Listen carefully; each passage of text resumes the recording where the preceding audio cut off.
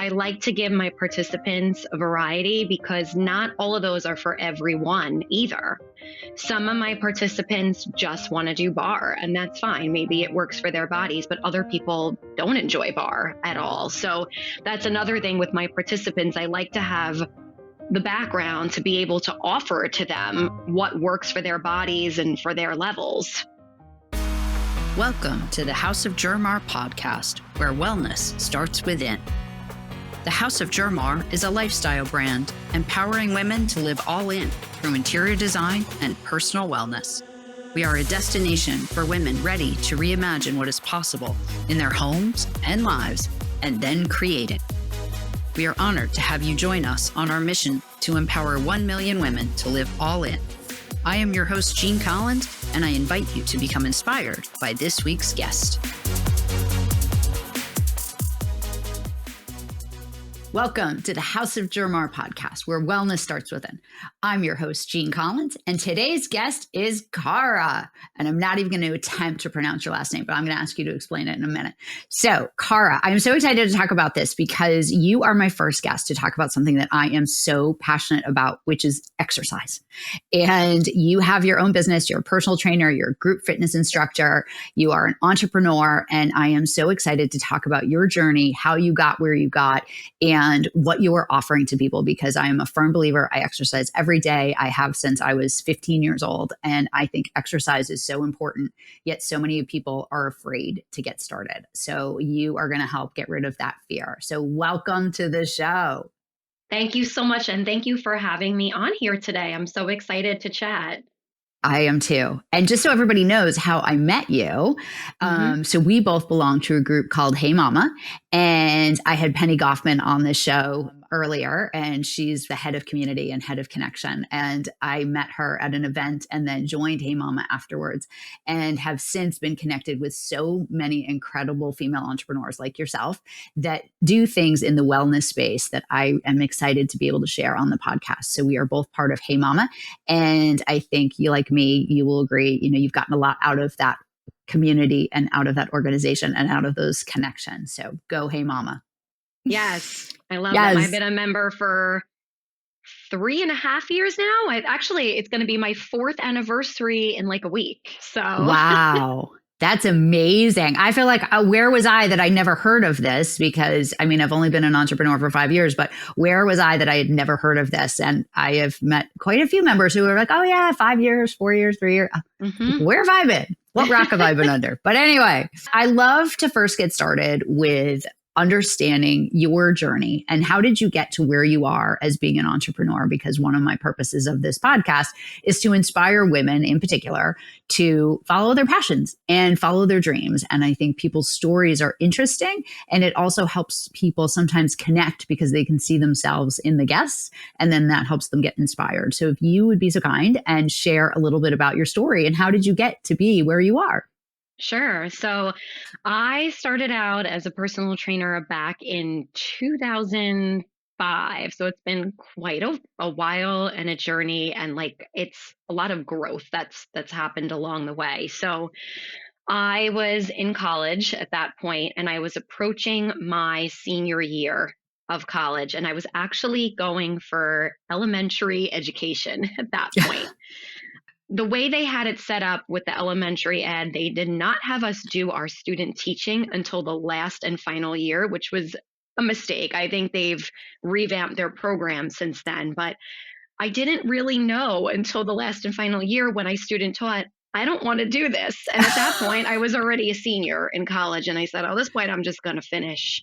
I'm going to finish out because there's no point in stopping now when I've got a semester left was the student teaching. So I started that senior year in college, which was 2005. I started really getting into fitness. And the manager came up to me at the gym and she said, you might as well just go for your personal training certification. I said, well, I don't know. I'm working. I'm in college. I had 1,000,001 excuses. And then I said, you know what? Let me do it. And from the first client that they gave me, I knew that was it. And I finished up my degree. I got my degree. But after that, I just kept getting certificate after certificate, certification after certification, different specialties that I went into over the years. So now I've been doing this for just about 20 years. Like it started in 2005. So we're at 20 years now.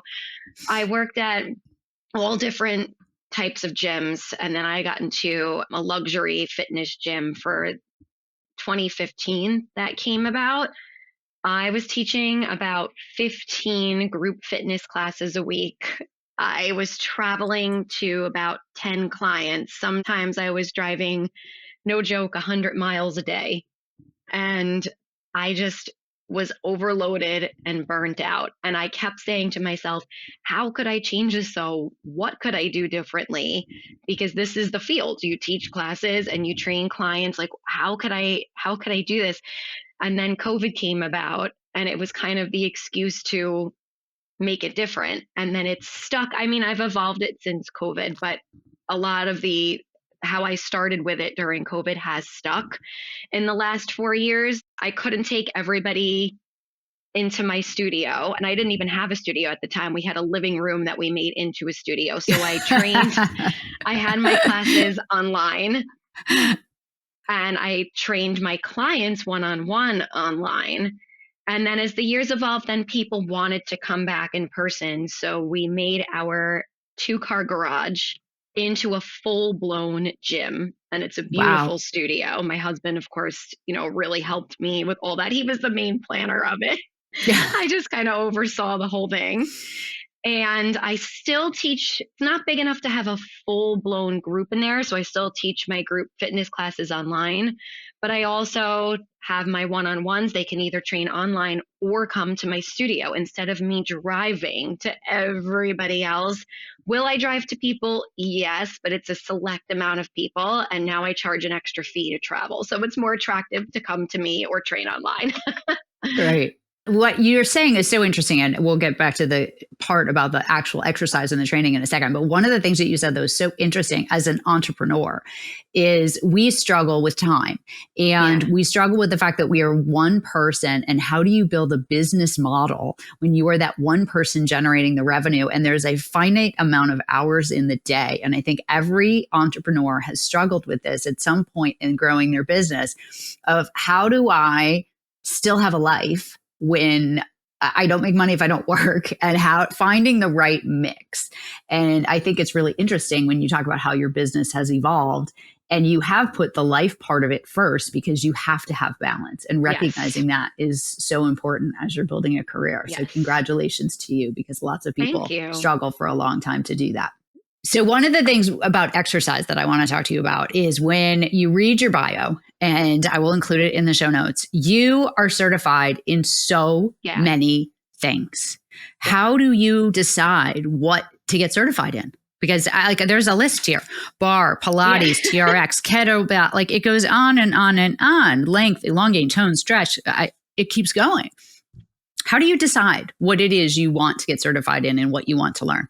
The scary part is that there's just so many more than that out there now. So I would say it's because I've been doing this 20 years. I've had the time to get more, but I would say get certified. I think I have about 5 or 6 specialties. I got to go over them in my head.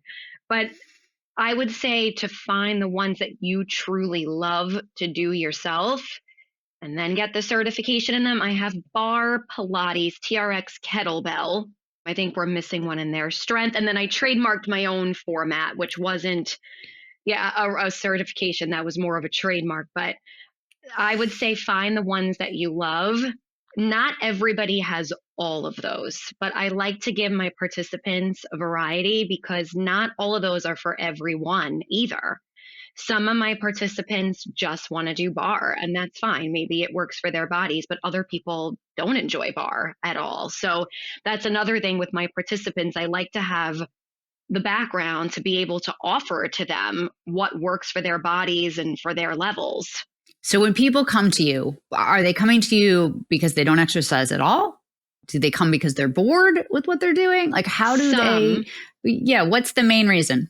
it really depends client to client. I get a lot of people who are already in decent shape and just really want to fine tune and get in better shape. That seems to be the crowd that I attract that wants the really hard workouts. Right. But I do have people that come to me as a beginner, and I probably wouldn't do bar with a straight out beginner, or Pilates for that matter either. I would give them the basics of how to strength train Right. first and then Yep. get into more of the specialties. But I have people that haven't picked up a weight in their lives and want to start. Wow. Which is hard to imagine. I know. How do you decide? So let's talk about your class offerings. Explain to me what you offer from a class offering perspective and what makes it so unique. So that's another thing that I recently just changed. I had been giving the live classes 6 days a week, but with the availability of on demand now, I decided to only teach 3 live classes a week now. So I alternate the formats because some people, I have 5 different formats that I teach. So with the 3 lives a week, I end up alternating them. So we get to all the formats and everyone has a choice, but I teach a hardcore and more class, which I don't want to say hit because there's hit aspects in it, but I really don't love high impact as much. I just think it really, especially if you're in your 40s, 50s, 60s, it does increase the cortisol levels in our bodies. There's been evidence of it that it's not great for the joints if you're really pounding on the joints. So it's more of a low impact cardio with strength training in there. I also teach a butt and gut, which is pretty self-explanatory. Love. I need to try that. That's a good one. There's some low impact cardio in there too. Yeah. I teach bar, but I alternate that I don't give bar every week. I do it like every other week, and I alternate it with a format called band camp. The band camp is with the resistance. We alternate between doing cardio, weight training, and the resistance bands with the handles on them. Okay. And then every Saturday I teach my trademark format, Let's Work. It stands for lengthen, elongate, tone, and stretch. And it's a combination of bar Pilates and low impact cardio. Very choreographed though. Is every Saturday different, or there's some similarities? So I teach the Let's Work format every Saturday, but I change the routine pretty much every Saturday. Every Saturday. Yeah. To keep it interesting. Interesting. And I get bored myself too. I can't keep doing the same workout, and it's not good for everybody else. It really is so important to keep the routines fresh. Maybe we repeat it twice because it is very choreographed, but I wouldn't repeat it more than 2 times. Right. So a really silly personal question, which I've always wondered of people who are personal trainers, what do you do when you don't feel well and you have to teach a class? Like, how do you do that? Like, we get sick. How do you do that? It honestly seems so much easier at home though now. Back when I was at the gym, at the luxury one, which I don't name names, but they didn't ever really want us calling in sick. And this was pre-COVID. I think they've changed their ways a little bit, but you'd have to get a sub. But sometimes if you wake up in the morning feeling ill, it's not always possible to get a sub last minute. And I was also teaching 6 a.m. classes. So back then I went in sick and I taught. I've never understood how people do that. I think the adrenaline in my body would just take me through. And you just do it. And would just do it. Now at home, it's kind of like, oh, if I could do it sick there, I could do it sick here. I try. If I'm really not feeling well now, I'll take the day off. But it just seems so much easier to do it at home. And I'm not spreading my germs. At home, I'm just by myself online. So that makes it a lot better too. Yeah. So what do you personally do? So if you have a class and you're teaching, do you teach at least a class a day, whether it be in person or online? I do 3 a week, and they all go up on demand.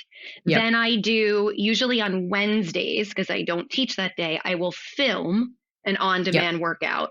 So that's like 4 workouts a week for me. Because when I'm online, I feel like if I was in person teaching a class, I wouldn't have to do the whole thing. Online, it's a little different. They want to see you moving and working out with them. So I get my workout in with those 3 classes, the one on demand. And then the other 2 days, I do my own, try to work out 5 or 6 days a week. I do my own thing on the other day or 2. And what do you do? Like, what do you like to do to keep your variety going, since you can do anything and everything? Sometimes I'll do an on-demand from my website. Sometimes, and I'll kind of critique my teaching. Other times I will just we have a full-blown gym at home. So I'll do a strength training routine, or I'll go on the bike there. Now that it's the summer, I love to swim. I'll Oh, swim in okay. the summer. I'll take walks outside for my cardio because I love being in nature. It really varies. Sometimes I'll even do a dance in the studio. I don't teach dance, but I'll look at different dances and do them on YouTube and whatnot. I love the variety. I find personally that it is interesting the shift as we get older, and I'm older than you, but as you get older, I feel like when I was younger, it was hardcore cardio. You have to be dripping in sweat and feeling like you are 100% out of breath. Otherwise, the workout didn't count. And I feel like as I'm getting older, it's changed. And I personally have put much more of a focus on toning Hmm. and building up muscle strength versus I need to go out and run and feel like I'm going to die in order to have it count as exercise. Hmm. Do you find that your business is growing because of that there is more of a focus on really toning and the importance of toning? Definitely, 100%. And I find that a lot of people say they don't want to be, not that sweating is bad, but they don't want to be feel like they just died after their workout. It's kind Right. of evolved over the years that we don't need to go that hard. And like I said before, it can mess with the cortisol in your body. It increases it, it spikes it up if you're going that intense. And it's tough on the joints. So I definitely feel a lot of people appreciate the lower impact cardio over the higher. Right. Yeah, I do too. Hmm. And it's hard. I mean, I remember when I was younger, man, I'd go to class at the I gym and it know. was like full bore. I'd be exhausted. Same. Same. I would go home Yeah. feeling depleted, but it's really Yeah. not the way anymore. And Yeah. if anything, I feel like I can do more days. I tell clients this when they're first starting with me. I don't want you to feel so sore that the next day you can't even sit on the toilet because then they're not going to work out the Right. next day. Yes. I'd Right. rather them actually be able to move and go for a walk the next day, that because then you're kind of defeating the purpose if you can't work out for the next 2 days because Right. you went so hard in that one day. I'd rather 3 good workouts that you're not depleting all your energy and your Right. physical strength. Right. Yes. Yes. Yeah. Now, do clients ask you about nutrition or do you talk to them about the importance of not as a nutritionist, but more the importance of thinking about it's not just exercise, it's bigger than that? It's bigger than that. We talk about the importance of fueling. I do give helpful suggestions, but I'm very careful to, with the diet plans, I try not to give those because it's really not my realm. That's more of a nutritionist, dietitian realm. Right. And I'm not a nutritionist and dietitian. While I have the background in it and I've taken a lot of courses, it's still not, I feel it's not appropriate for someone who's a group fitness instructor and a personal trainer to be giving out diet plans. The right thing to do is to refer them to a dietitian. Now, with that said, some people don't have insurance for that. Some people can't afford both. So, will I give them helpful hinters? Yes. Will I write up a whole diet plan for them? Probably not. Right. Sure.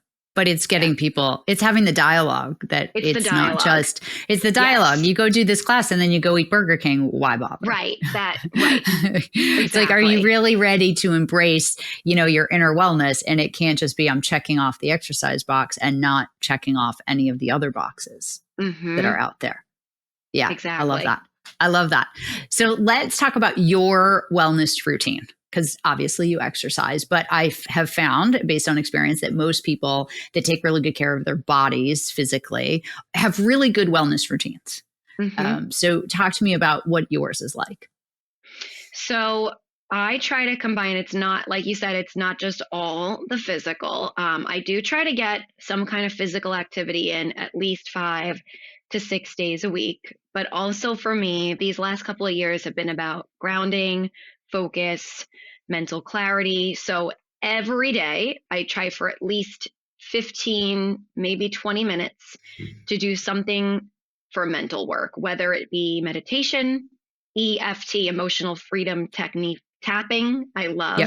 Love I've tapping. also just discovered this YouTube channel. I have to get her name. I could look it up really quick, but she does Reiki through YouTube. Really? She has a Reiki for almost everything. Like I've been having some foot problems, some plantar fasciitis. So I did a Reiki this morning, a 10-minute, and you're just supposed to close your eyes and envision the Reiki going through you and receiving it. It's all about receiving the Reiki. And there are practitioners that do this in person too, but Right. not everybody can, get every single thing. So I've been doing this online.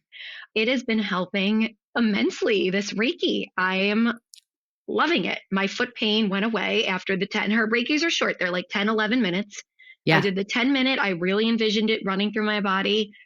My foot felt better after it.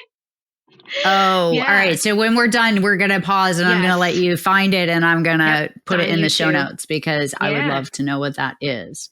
Wow. Would you ever go, this is a little side tangent, then we'll come back to your wellness. Would you ever want to become a Reiki master? I don't know if I become a Reiki master. I definitely am very intuitive, and that's been kind of calling me. I have friends that ask me to read their tarot cards for them. I've been very into that as of late, and every time I give a reading, it's been on. So I've been studying that. I think I would delve more into that than the Reiki. If I had to choose one or the other. Yeah. I love tarot cards. Did you do something? We're going down a whole side tangent, but it's a subject I love. Do you do the moon rituals? I've done a couple of full moon rituals. I did a group that we met outside. We did a cleansing by the full moon, but I don't do them religiously. Right. Okay. I asked just because yesterday, while we're recording this, yesterday was a full moon. Yesterday was a full moon. I had all intentions of doing one. And then I went out to dinner with my girlfriend instead. but I can still do it. I've done them before. I've done the full moon. I've done the new moon. I have definitely done them before. And I do find when I actually really get into it, it's kind of interesting what happens and what like comes out when I sort of let it come out. So I might still do it tonight, even though I'm a day late. Because they say the power of the full moon lasts for 2 days before and 2 days after. Right. So it's still okay. And we're also in Mercury in retrograde right now. I know. I have the worst luck around that time. Communication problems, issues that happen with appliances in my house. It's not a fun time for me. But I feel because I'm intuitive, I feel it harder. Yeah. Right. Yeah. But you're aware of it also, which is very interesting. Yeah. All right. So let's go back to your personal wellness. I took us on a little side tangent, but I love all those subjects. So let's go back to your personal wellness. So meditation, what else do you do? The EFT tapping, the Reiki. And then I actually go to an acupuncturist that I just started with for a fertility journey. And she's been helping me. And I think it's a natural way to de-stress. And I think there's something to it because I've been going to a clinic for the last 6 months and they have stressed me beyond belief. And we all know that's not a good thing when trying to get pregnant. If you're trying to get pregnant, stress does not help. No. So I recently started with a fertility acupuncturist and she's actually been helping with my foot too. She which is really nice of her. She combines both in the same session. So I've been doing that once a week, sometimes twice. I get a medical massage like once a month. I tried for. Those are my personal wellness things. And of course, I do things like getting my nails done with fun stuff. Of course.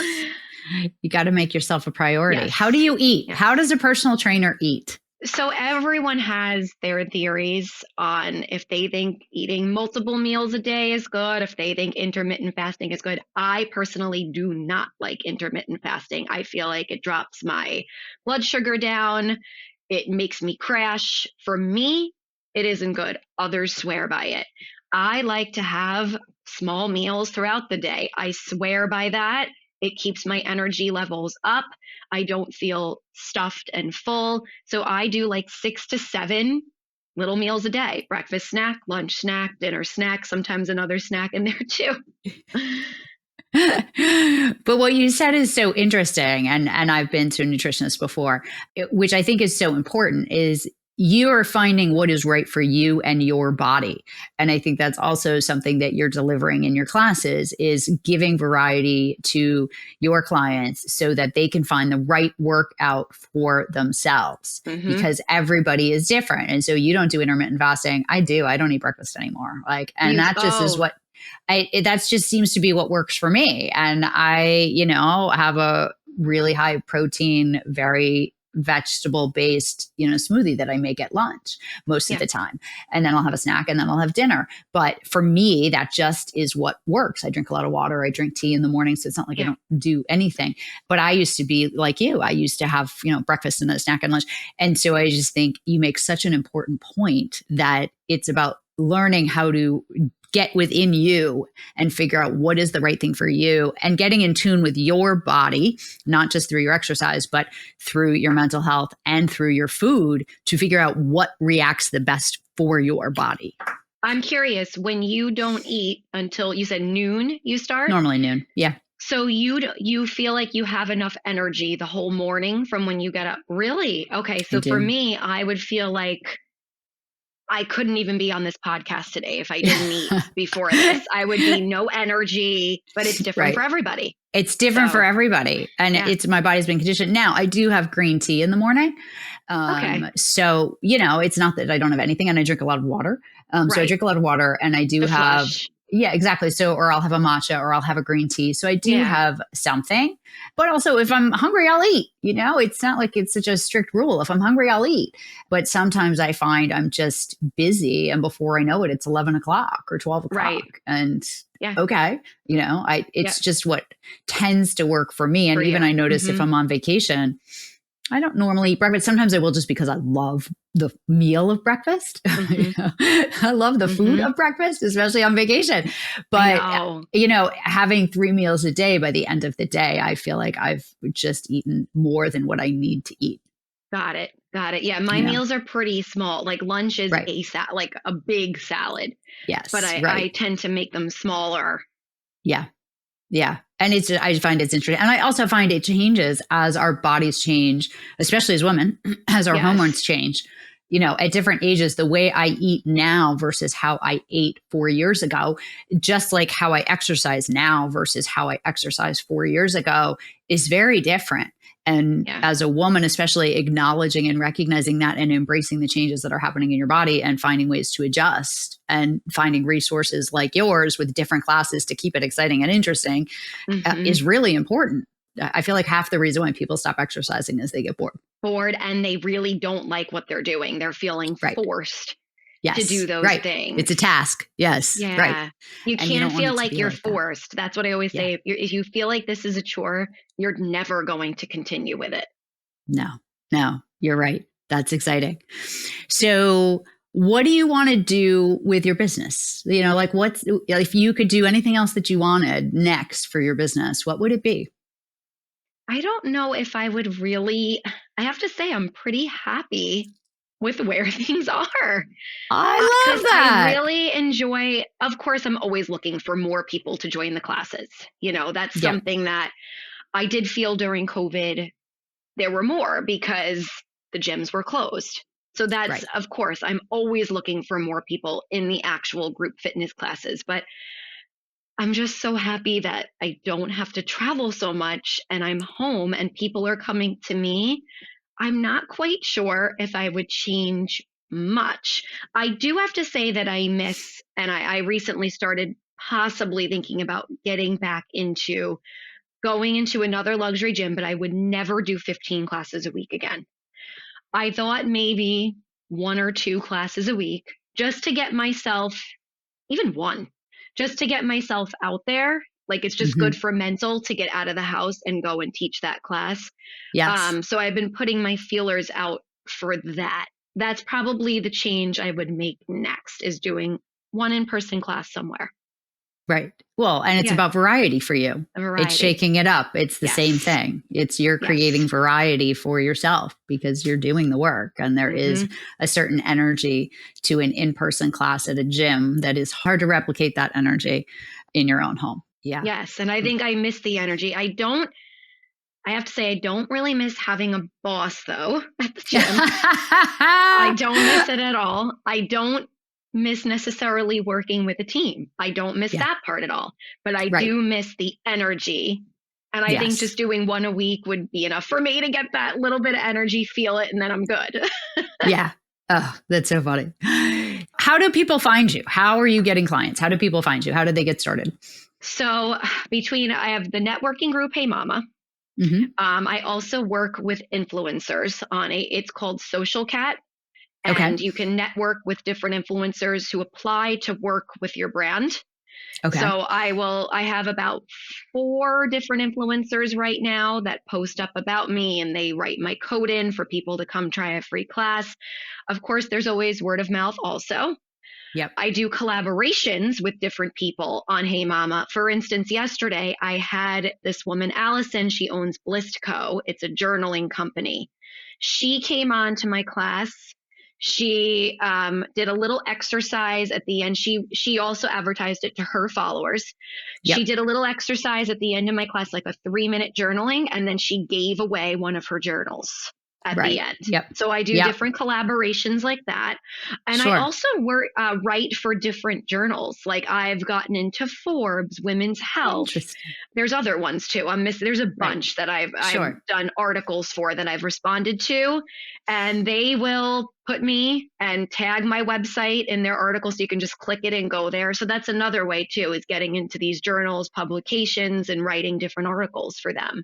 That's so interesting because you mentioned so many different things There's a lot and of different us. things. No, but you know what? You're bringing up a really good point because us as small business entrepreneurs, one of our biggest Yeah. challenges is reach. Yes. And how do people find you? Because once they find you, then it's great. And then you can build a relationship with them and then they Yes. can be buying your products and services. But getting them to find you amongst the clutter of what is out there is really interesting. So I have a business question for you. How did you decide, okay, I want to partner with influencers and that's what I'm going to do? Because I personally feel as an entrepreneur, there are so many choices of where I we know. spend our money and our time to try to achieve the end result of getting more clients. So how did you decide that that's what you wanted to do? So budget wise, this Social Cat, it's actually a barter. So I don't have to pay the influencers that I'm working with. They're Mm-hmm. bartering with me. So while I cannot give them one-on-one sessions, there is just not enough time to give all these Right. influencers one-on-one. They join my classes, whether they do them live or on demand. And it doesn't really, I just have to send them a gift card. So it really isn't costing me money. Right. Yeah. Oh, I So like that. same thing with the website publications. I don't Yep. need to pay for that. I also do a lot of advertising on, not all moms groups will let you on Facebook, but there are ones that let you advertise your business. Yep. So that's another way too. I post up on Facebook moms groups, and Yeah. that's free advertising.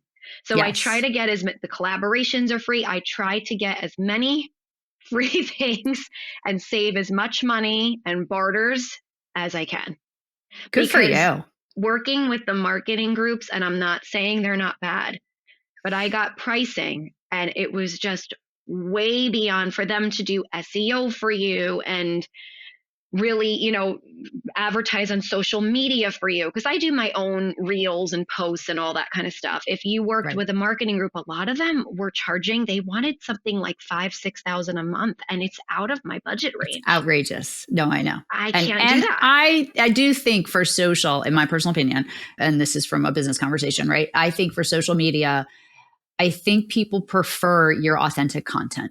I think at this I point, agree. I know all the people that I follow, and I prefer their authentic content as Yeah. opposed to totally edited, filtered. And every once in a while, it's kind of fun. But on a daily basis, having people post stuff that isn't real to them and Yes. isn't genuine to them or authentic to them and their brand and their business, I Mm-hmm. think is not as interesting. I just think you don't get the I appeal. agree. I don't. It doesn't feel I real. see it doesn't feel real. And I know they take the work off your plate, but to me, it doesn't feel authentic. And I also think, people are like, how do you find all this time for social media? And I was like, well, because there is a part of me that actually enjoys it because of the connection you can have with your followers. And if you are the person responding versus some, assistant at some agency responding, you can build that rapport and dialogue with your followers. And then that can help you organically grow your business. Mm-hmm. Mm-hmm. Yeah. But it's work. Let's be honest. It's definitely work, and I carve out a certain amount of time a day to do social Yeah. media. Yeah. But I think it's worth it in the long run. It is. I agree. All right. So before we run out of time, what I always love to talk about a book that you would like to recommend to someone that has helped you on your personal wellness journey or your career journey or something that you think is impactful that you want to share with someone. So what book would you like to recommend? Who Moved My Cheese? It's by an MD, Spencer Johnson. Have you read it? I have. Yep. Yep. It's all a long about, time ago. But yes, I've read it. Good one. It's great. It's all about being able to navigate through changes and being okay with things not going as planned, because I am a huge planner and I do have an issue when things don't go as I plan them to go. Like my day's set up from morning to night and I'm pretty good with sticking to my schedule. And when something goes off my schedule, I get angry, I get pissed off and annoyed. So this book definitely helped me to view change and things changing last minute as okay. Things are not going to always pan out as expected. It's just life. Yeah, which is true. Yeah. And learning to deal with change is a really good skill. Yeah. It's a really good skill. And just finding the tools that help you do that, whether it be exercise, walking, meditating, your 10-minute Reiki. I'm totally looking that up. Oh, it's so good. Yeah. And I used to never do this stuff for mental. And now I am all about everyday exercising mental and spiritual. It's so important. Which I think is so important. It's the 15 holistic. to 20 minutes. Yeah. Yeah. The holistic and making time for it, just like you're making time for exercise. That's so great. Is there anything I didn't ask you that you want to share that we haven't covered that I might have missed? The only thing is your listeners and viewers, they can definitely come and try a free group class with me. I'm happy to say the code now or just give it to you and you can list it at the end. What's easier? What do you think? You can say the code now. That's fine. Okay. So they'll go to my website, which is www.cgmfit.com. And then they can either add a recording, which is like an on-demand, or one of my live classes to their cart when they check out. And it'll say it right in front of my website too on the homepage, but they can add in all capital letters, welcome CGM, and they'll get the class or their on-demand for free. I love that. And I want to try the button. Yeah. The button gut. The button gut. That sounds amazing. That's what you wanted. That I want the button gut. I'm absolutely going to try it. Every other Monday, I teach the button gut every other Monday, but of course it's up on demand too. Okay. I am absolutely going to try it. I love the variety. Oh, Cara, thank you so much for joining the show. Thank you. I love that you're an entrepreneur. I love talking about exercise and fitness. And I think your approach, when I first met you and went to your website, I just love your approach of variety and offering lots of different things to get women into exercise. And I feel like, just do something. Everybody just do something. Yeah, just figure out what works for you. Right. And this might be a really great place to start. So thank you so much for being on the show. I appreciate it. Thank you. I had a great time. Right. Bye, everybody. See you next week. Thank you for joining us for another episode of the House of Germar podcast, where wellness starts within. We appreciate you being a part of our community and hope you felt inspired and motivated by our guest. If you enjoyed this episode, please write us a review and share it with friends. Building our reach on YouTube and Apple Podcasts will help us get closer to our mission to empower 1 million women to live all in. You can also follow us on Instagram at House of Germar and sign up to be a part of our monthly inspiration newsletter through our website, houseofgermar.com. If you or someone you know would be a good guest on the show, please reach out to us at podcast@houseofgermar.com. This has been a House of Germar production with your host, Jean Collins. Thank you for joining our house.